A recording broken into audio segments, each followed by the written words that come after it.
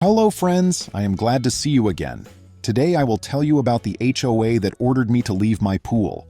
If you've never had three strangers in matching polo shirts order you out of your own pool while you're eating a popsicle, let me tell you, it's a special kind of absurd.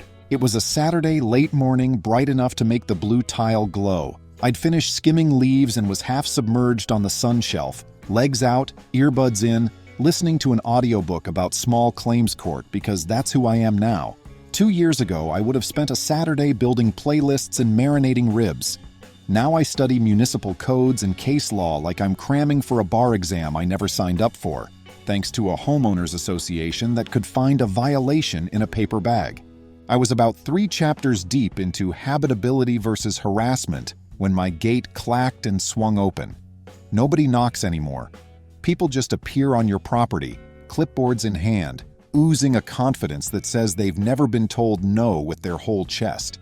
The trio strutted in like mall cops in July. At the front was a narrow man with a trimmed beard and the kind of pebble sunglasses that say, "I borrowed these from my brother-in-law." Behind him were 2 women in the same navy polos, both wearing a solemn bureaucratic determination that cannot be learned.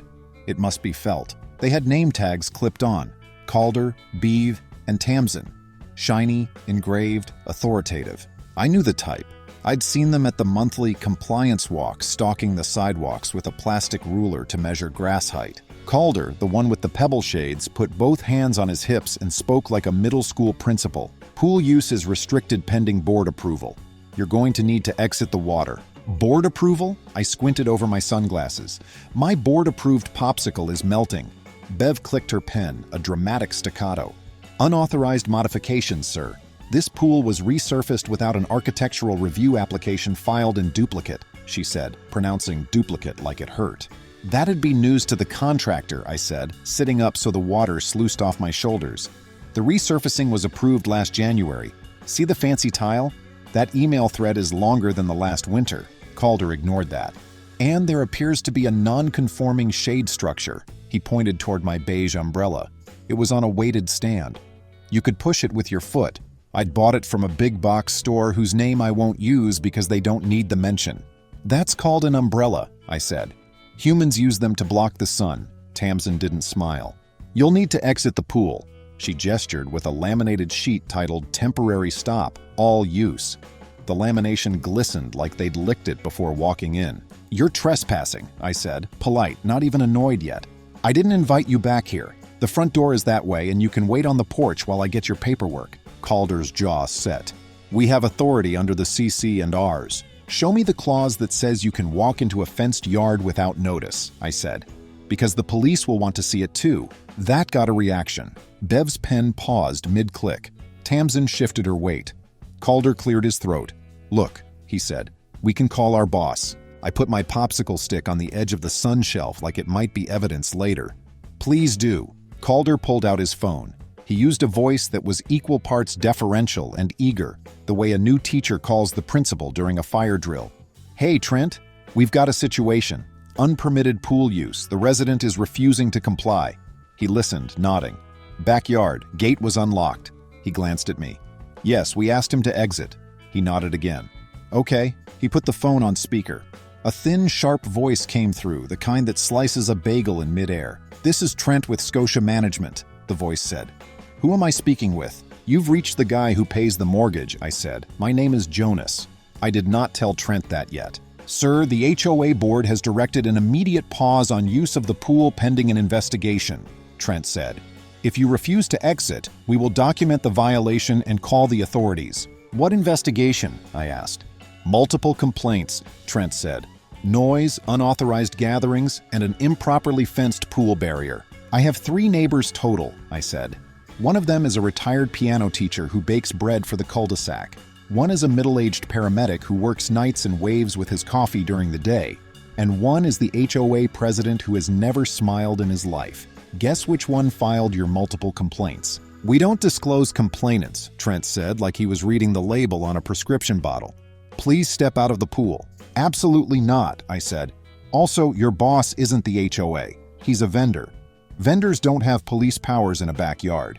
Your own contract says owners must be given notice for exterior observation. and even then it's limited to areas visible from the street or common area. Calder took his sunglasses off then, as if that would let him see the angle he'd missed. I could tell he wanted to say something like, "Don't make this a thing." I saved him the trouble. "I'm going to get out on my schedule, walk into the house, print the approval letter with the committee chair's digital signature, and bring you copies," I said. "You can wait on the porch. If you stay back here, I'm happy to call 911 and report trespassing." Tamsin flinched first. "Let's wait on the porch," she murmured. Calder hesitated, then motioned toward the gate. Bev clicked her pen again and muttered something that sounded like protocols. They left, the gate clacking shut behind them. It was oddly quiet without their certainty humming in the air. I stood up, grabbed a towel, and, because I've learned the value of receipts, opened the app on my phone connected to the cameras I installed after the HOA's last surprise lawn inspection. The camera by the side gate had caught everything: the entry, the commands, the idle threat. I saved the clip, labeled it Trespass, 11:02 a.m., and sent it to a folder called Bring to Meeting If They Make Me. I walked into my kitchen, dripping onto the tile, and printed the email thread that had stolen my January. 3 signatures, a stamped PDF, an approval code so long it looked like a password I'd make up. I grabbed 2 highlighters and traced every sentence that used the word approved, because I am nothing if not dramatic when bored. Then, on a whim, I printed the county permit confirmation for the pool barrier, an automated email from the building department with a green passed sticker icon you get to see if you scroll far enough. When I opened the front door, the trio had multiplied into 5. Calder and his 2 lieutenants had welcomed a 4th polo, a younger guy named Jared who was tasked with looking serious, and a man in a crisp white shirt, no polo, wire-rimmed glasses, and a lanyard weighted with keys. The white shirt man was Trent. He had the same slicing voice in person. He smiled a brittle PR smile. "Sir, thank you for cooperating." "I didn't," I said cheerfully, "but here's your paperwork." I handed him the printed approvals, the highlighted lines shouting at him from the page. Trent glanced down, scanned, blinked. For a second, his mask slipped. Then he recovered. "Ah, interesting," he said, as if I'd handed him a fable. "We'll need time to review. Take all the time you want from your office," I said. "Meanwhile, the next time your staff comes through my gate without a warrant or an emergency, I will call the police. Do we understand each other?" Trent's eyes went cool. "If you feel unsafe, you can call 911, he said. "Great," I said, "I will." Then the gate clacked again and we all turned as if choreographed. There on the sidewalk stood the HOA president, a man named Royston, in a straw hat that looked like it had shipped from a vacation catalog centerfold. The man doesn't live in a CBS sitcom, but he dresses like a secondary villain in one. His face did that tight-lipped thing people do when they've prepared for a confrontation in the bathroom mirror. "Is there a problem?" Royston asked, not to me. He addressed Trent, like I was a customer service rep standing too close. Trent lifted the papers slightly, then let them sag. "We're reviewing," he said. Royston looked past him at me and then over my shoulder toward the backyard, as if he could see the pool from here and scowl the water into steam. "We've had many complaints," he said. "We're well within our rights to suspend privileges." "Someone's confused," I said. "There are no privileges to suspend in a private backyard. That's the clubhouse, Royston." He flushed at the first name use. He only likes his name when he's scribbling it under the words board president. He likes to sign emails as if he's the commander of a fleet. Royston lifted his chin. "I'm the president," he announced to the air, as if the air cared. "We can call the police." "You should," I said. "I want a case number for the record." Trent's eyebrow flickered. "Jared, go ahead," he said, and Jared stepped aside and dialed.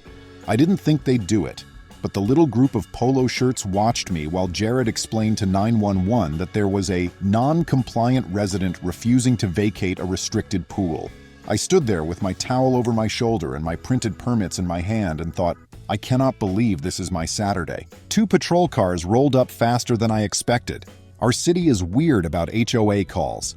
The officers stepped out, one older, one younger, both cautious the way you are when you might end up in a YouTube video. The older officer had forearms like he could carry a refrigerator alone. The younger had brand new boots.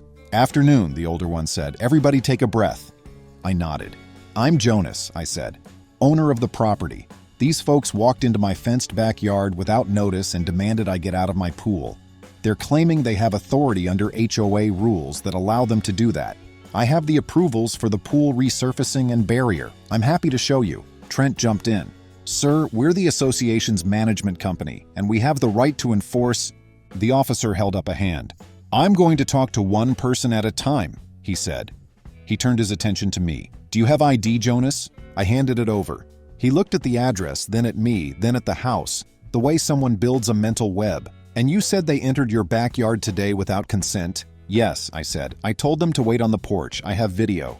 "Show me," he said. We went inside, I pulled up the footage, and there we were on the small screen. The dramatic entrance through the gate, the lecture at the pool edge, the laminated sheet shimmering like a cell phone. He watched silently, nodded, and then asked to see the paperwork. I gave him the stack. He read the first page, the second, and the inspection pass. His expression didn't change. He handed them back. We walked outside again. The officer addressed Trent and the polo squad. "This is a civil matter. You don't have authority to enter a fenced backyard without notice. If you have concerns about a violation, you can send a notice. If you think there's an immediate danger, you can call us, but you can't walk in there and demand someone leave their own pool." Trent attempted a smile that looked like it hurt his gums. "Officer, with respect, the association—" "Sir," the officer said, and the word was a speed bump. "You heard me." Royston's face did a new thing then, not the tight-lipped scowl. This was more of a strangled sputter. "I will not be talked to like—" "You can be talked to like this," I said, and instantly regretted it, because I'd promised myself that I wouldn't be the guy with the witty one-liners burned onto placards. But it felt good. The older officer gave me a look that said, "Please don't audition for an HBO drama at my scene." I shut up. "Jared," Trent said, keeping his eyes on me, "document this." Jared nodded. He held his phone up as if the air cared about his angles. "Great," I said. "Document that you entered my property and got corrected by law enforcement." The younger officer cleared his throat. "Okay, everyone, we're done here. If the association has questions, they can take it up through legal channels. But if you keep coming into his yard without cause, he can press charges for trespass." Trent blinked. I could see the math happening behind his eyes. Keep arguing and something worse will happen, versus back away and find a new angle. He chose the second. "We'll be in touch," he said to me, formally. "I look forward to it," I said, and meant it.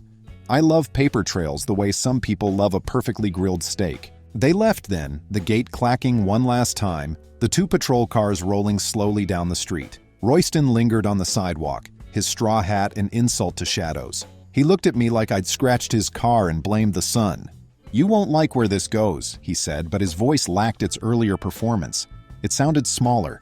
Maybe he was tired. It takes a lot of energy to be wrong in public. "Go home, Royston," I said, and he did. It would have been satisfying enough to stop there. Just a ridiculous morning with a satisfying ending. But this wasn't a sitcom episode. It was the opening title card. Because here's the part I haven't mentioned yet. The part that makes everything that followed feel like a fable my grandmother would have enjoyed. I own the house where our HOA president lives. When I bought my place, I bought a second house 2 streets over as a long-term rental. I'd been sitting on some extra cash from a business sale. I like slow, boring investments, the kind constantly yawning forward. I did the math on cap rates and property taxes and thought, if I tuck this away and keep good records, it'll keep me fed in my old age. I hired a local property manager named Sable, who has the patience of a granite countertop, and asked her to pick a tenant who paid on time and liked their privacy. 2 weeks later, she called. "Found one," she said in that voice of hers that always sounds like she's 3 steps ahead. "Quiet, works in distribution, no pets, clean records. Name's Royston. He's a stickler, but it might be good for you. Sticklers keep things tidy." I laughed. "Sure," I said, "sticklers can be great." I didn't know then that it was the same Royston who would become board president 6 months later after the previous president resigned for health reasons. Read, burnout from citizen complaints about shrubbery.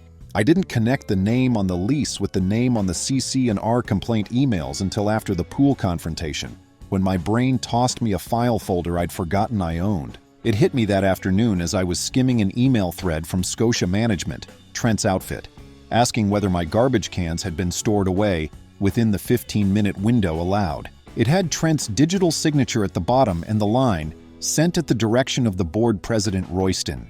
I stared at the name and felt the puzzle pieces click. A literal tick, tick, tick as my body went from annoyed homeowner to landlord with a math problem. My first call was to Sable. She picked up on the second ring. "How's Saturday, Jonas?" she asked. I could hear a stadium game on in the background, the crowd noise a soft roar. "I think the HOA president just tried to evict me from my own pool," I said. "And I think that HOA president is our tenant on Markel Lane." There was a pause. The crowd roared through the silence. "Royston?" Sable said slowly. "Wears a straw hat like a resort brochure? He gives me 8 emails for every one issue? That's the one." "You're sure?" "As sure as I can be without walking into his living room and reading his mail," I said. Same voice, same attitude, same signature. And Trent, the management guy, calls him Mr. President like he's greeting a cabinet meeting. Sable whistled, a sound that lived somewhere between impressed and alarmed. "Well," she said, "that's a knot." "Yeah. Want me to pull the lease?" she asked. "See if there's anything we should be paying attention to?" "Please," I said. 15 minutes later, my email pinged with a PDF. Lease agreement, Markel Lane. I scrolled past the basics. Rent amount, term, security deposit. I paused at the clause titled Tenant Conduct and Nuisance. It was boilerplate, but it had teeth. Tenants shall not engage in conduct that constitutes harassment or nuisance toward neighbors, management, or owner. Any such conduct may be considered a breach of this agreement. Another clause forbade misuse of association privileges or actions contrary to association rules that result in fines to owner. Now, I am not someone who enjoys weaponizing paperwork, but I am someone who will use the rules to keep the peace. It becomes a kind of civic duty when people confuse authority with permission. Before I did anything, I wanted to be sure the overlap wasn't just an echo in my head. So I did something petty and effective. I walked 2 streets over with a dog leash in my hand and an empty collar on it. Don't panic, the dog was a decoy. I'd left my neighbor's Golden with him while I walked the leash. And I paused in front of the Markel Lane house. I didn't gawk. I didn't take pictures. I stood there like a man watching his dog decide where to sniff. And there he was in the window, straw hat on a peg by the door, the same posture I'd seen at my gate hours earlier. He glanced up, saw me, and did a double take, then vanished like a curtain had tugged him from the world. I walked home, leash dangling, adrenaline doing a stupid dance in my chest. It wasn't just a name, it was him. I sat on my porch and thought about the other plot threads that had been trailing behind me like spaghetti. The neighbor 2 doors down who'd installed a camera pointed at my driveway for safety, but loved to deliver packages to the wrong house by accident when mad.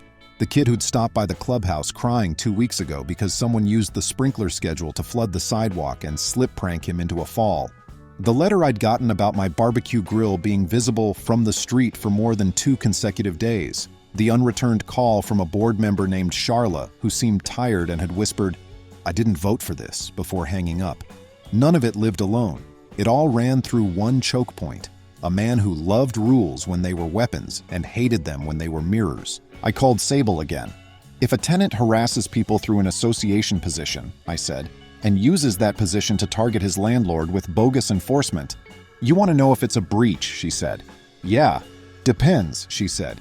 "If you can tie his conduct as nuisance or harassment to his tenancy, you might be able to make a case. But we don't want to look like we're retaliating for board stuff. Judges don't like that." "What if the harassment includes illegal entry onto the landlord's property through vendor agents?" I asked. "Today they came into my fenced yard and told me to leave my pool." Sable's voice sharpened. "They entered your yard?" "Yep, I have video. The police told them to knock it off." She was quiet for a second. "Let me make a call," she said. "Not to a lawyer yet. To the association management's assistant who owes me a favor." "I thought we hated them," I said. "We don't hate anyone," she said with that granite patience. "We gather facts." An hour later, she called me back. "You're not going to believe this," she said, and then told me something that made me sit very still. Trent had sent an internal memo earlier that week to the board threatening fines against the owner at Markel Lane for non-compliant trash can storage, and had CC'd the board president. The board president had replied all from his tenant email account, which had his street address in the signature block. The memo was sloppier than Trent likely realized. People who rise by being the loudest often fall by being the most careless. "I have a copy," Sable said. "Don't ask me how." "I won't," I said, and smiled for the first time all day. The memo, when it arrived, was better than TV. If you've ever seen someone be both pushy and lazy in writing, you know the flavor. It contained phrases like, "Make an example," in all caps, and "We can't have owners thinking they can do whatever they want," which, coming from a tenant using his title to target his landlord, was such a perfect expression of irony that I wanted to frame it. I sat with that irony for about 12 hours, long enough to sleep badly and wake up early with the sentence fully formed in my head. The punishment should fit the wrongdoing, and the wrongdoing is abusing power. And then another sentence arrived, but do it legally with a smile and a file folder. So I built the file folder and I added the video of the backyard intrusion. I added the printed approvals. I added the inspection pass. I added the police business card with the case number scrawled on it by the older officer. I'd asked politely after they left and he'd obliged. I added copies of every letter sent to me over the last 6 months that had been either outright incorrect, "You are in violation for placing a lawn chair on the front porch without permission," or so petty it sounded like parody, "Your seasonal lights remained visible on January 3rd.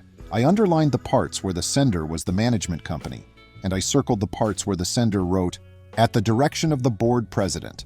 I added the internal memo Sable had obtained with the reply all signature block that tied Royston the person to Royston the tenant in my house. I added a screenshot of the association's own inspection policy, which stated that exterior areas not visible from common areas require notice and owner consent, and highlighted it like a neon sign. Then I wrote a letter. It was short, which made it scarier. It said, "Dear Royston, this letter concerns your tenancy at Markel Lane.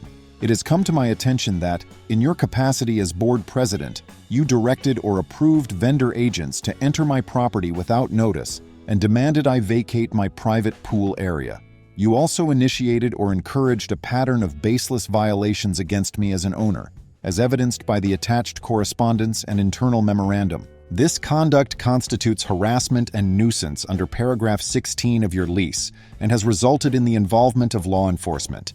It also constitutes misuse of association privileges resulting in fines threatened against the owner, contrary to paragraph 22. Accordingly, this letter serves as formal notice to cease harassment and misuse of association privileges. Any further conduct of this nature will be deemed a material breach of your lease. Additionally, because of the involvement of police and continued bad faith enforcement, I am exercising my right to terminate your month-to-month tenancy with 30 days notice pursuant to state law. Your tenancy will end on date. Please arrange the move-out inspection with Sable by earlier date. Sincerely, Jonas E. I printed it on crisp paper, put it in an envelope, and then did something I have never done before. I drove to Markel Lane, walked up to my own rental property, and served the notice myself by posting and mailing, per the lease instructions and state law. I didn't knock. I didn't want a scene. I took a photo of the envelope taped carefully to the door frame and then mailed a copy certified return receipt requested, because sometimes the old ways are the best ways. I didn't feel triumphant driving home. I felt steady, like setting a heavy box down squarely on a table. I cooked eggs, the kind you watch closely because they can go from perfect to ruined fast. I poured coffee. I sent Sable a copy of the notice and asked her to prepare the 30-day for mailing. She replied with a thumbs up and a line, "I'll brace for emails." There's a version of this story where it all gets simple after that. But of course it didn't. People who lose grip on power will squeeze whatever's left. The next week felt like a relay race where the baton was a stack of paperwork and the track was my driveway. On Monday, a letter slid into my mailbox so packed with bolded phrases, it looked like it had been styled by a graphic designer who hated restraint. It accused me of aggressive behavior toward association personnel and creating an unsafe environment. It gave me 10 days to cure my hostility. It was signed again, at the direction of the board president. On Tuesday, a notice threatened to suspend my amenity access for my failure to comply with requests from management. The amenity access included the gym, the clubhouse pool, and the pickleball courts. It was laughable. The same logic had created Saturday's fiasco, but it wasn't funny. It was a paper war. On Wednesday, I got an email from a board member named Charla that said privately, "I'm sorry. I didn't vote for those letters. I'm trying to get a meeting without him." I wrote back, "Thank you. Let me know when." She didn't reply. On Thursday, Trent sent an email titled "Final Warning Fine Schedule." He'd attached a spreadsheet that would have been impressive if it weren't so made up. The spreadsheet had line items for trash can citation, umbrella violation, front porch chair, and pool use. Each had a dollar amount and a due date. It totaled to an amount that would have bought me a plane ticket to somewhere quiet. On Friday, 2 uniformed city code enforcement officers knocked on my door. They were polite to the point of apologetic. "We had a complaint," one said, "that your pool barrier is substandard." "I have the inspection pass," I said, and presented it like a magician revealing the card you knew I had up my sleeve. They looked at the pass, nodded, and the older one said, "I figured. We'll close it out. Sorry to bother you." "Not your fault," I said. "You're doing your job." As they left, my neighbor, retired piano teacher Bread Baker, came across the lawn with a Tupperware container and a conspiratorial whisper. "You didn't hear it from me," she said. "But at the clubroom yesterday, I heard Royston telling people you'd built the pool without a permit. He said you were the kind of person who thinks the rules don't apply." I took the Tupperware. It was banana bread with walnuts, still warm. "Thanks," I said. And then I said, "I've never felt so boring for following rules." She smiled. "That's because you live near people who like making them up." That night, I wrote another letter. This one wasn't to Royston.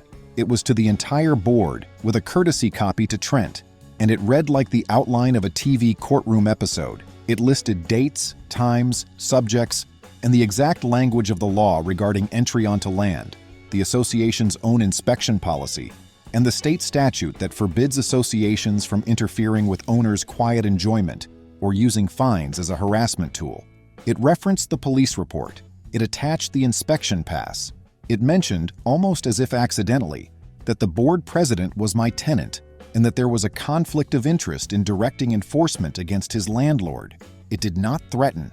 It did promise that if the harassment didn't stop, I'd seek injunctive relief and would depose everyone involved under oath. Then I did something that makes people like Trent nervous.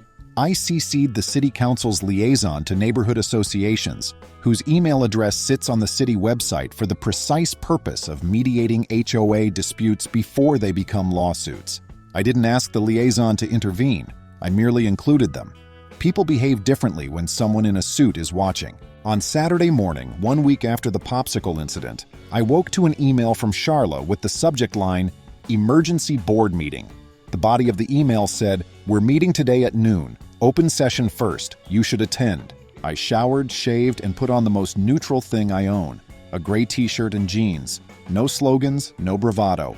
I printed 3 copies of my file folder, one for me, one for the board, one for my future self who sometimes likes to reread the chapter where it all turns. The clubhouse conference room was really just a multi-purpose room with a large table and a tile floor that made everyone sound important. The board sat at one end.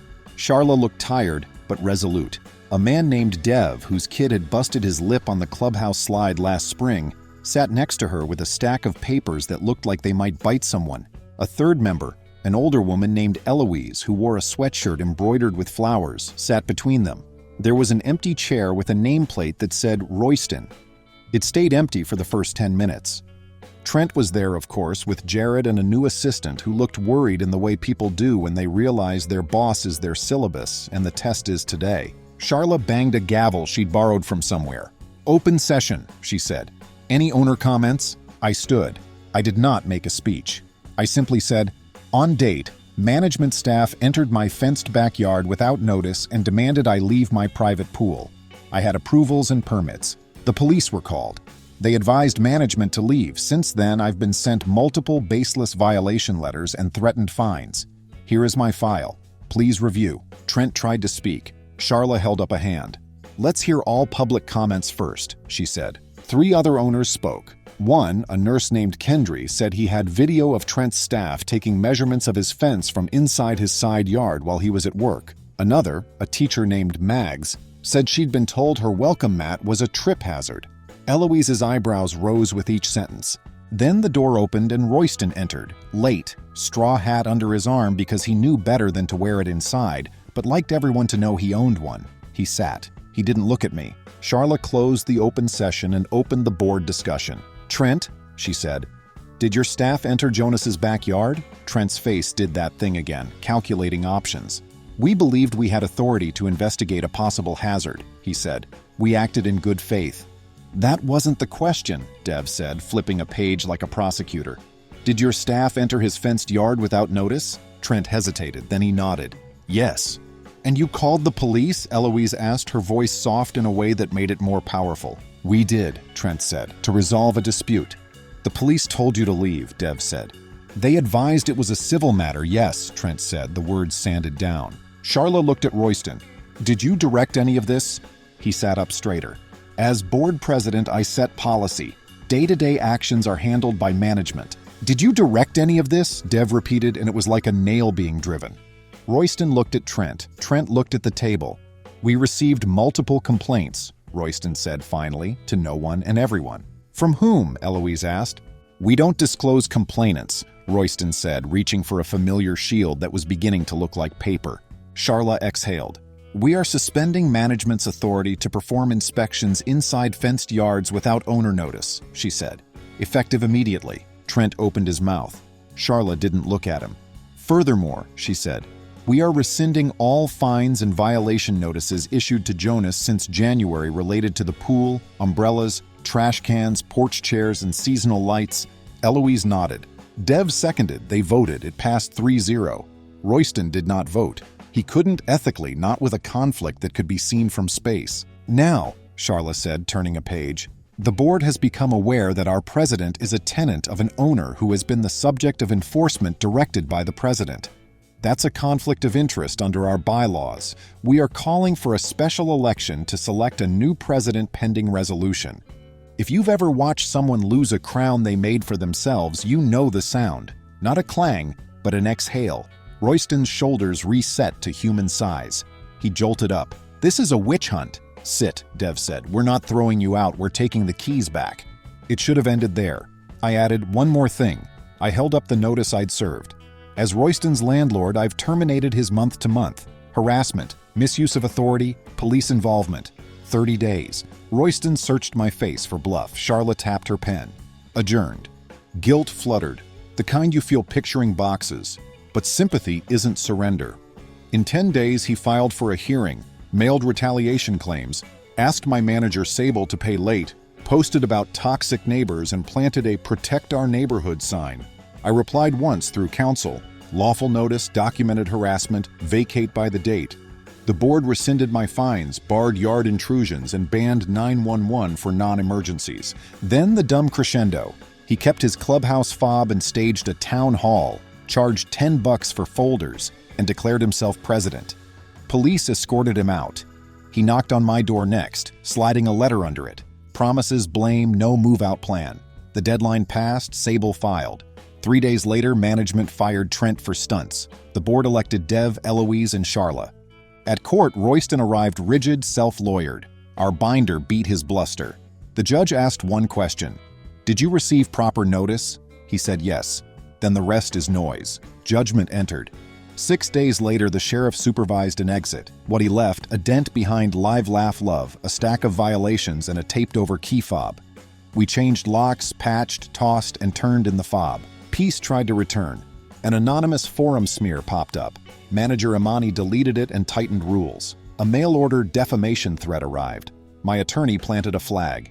Frivolous. Truth is a defense. A city complaint claimed I ran a short-term rental. A code officer toured my empty long-term and closed it, after noting the sedan with a straw hat on the seat. 2 days post-locksmith, a spiral note plea arrived. "Undo the notice, call it a misunderstanding. I'll stop talking about your pool. I let silence be the last word." He sued for the deposit anyway. I brought timestamps and invoices. He brought vibes. The judge kept my deductions. Final coda, the city penalized the manager for misusing 911 and launched HOA training on calls. The neighborhood exhaled. We held a barbecue with a Know Your Rights table. Milo handed out flyers. "Knock, it's free." Last package on my porch, 5 laminated temporary stop all use signs and a note. Use as coasters. I do. Balance restored. Friends, thank you. See you soon.